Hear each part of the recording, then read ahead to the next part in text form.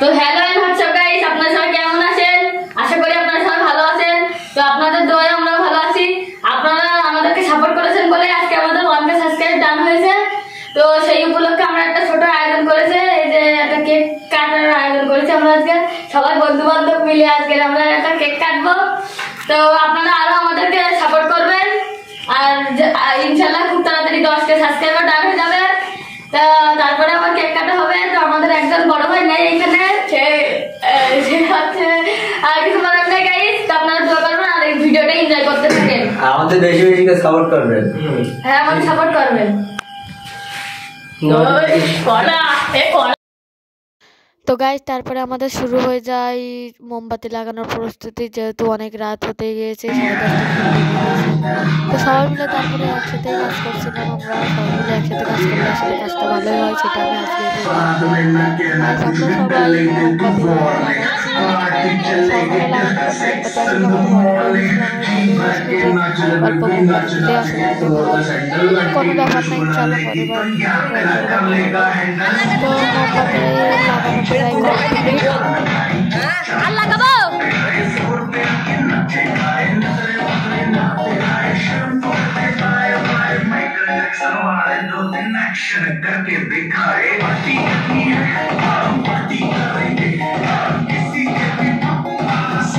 তো গাইস আপনারা দেখেন আসলে কেকের লুকটা কিন্তু অস্থির, আমরা এই অল্প টাকার মধ্যে গ্রাহক কেক খাবে কিন্তু পরে তো ছোট মানুষদের কথা বুঝতে পারছেন। আসলে আমরা বেশি করবো না, আমার ছোটবেলা থেকে স্বপ্ন ছিল যে আমি বড় একটা ইউটিউবার হবো। কেকটা যখন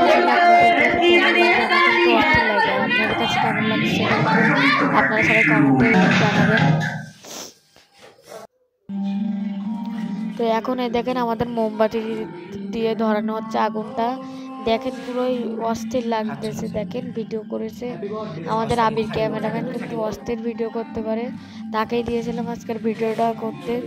তো মোমবাতি লাগানোর পরে কেকটা আরো অস্থির লাগতেছিল।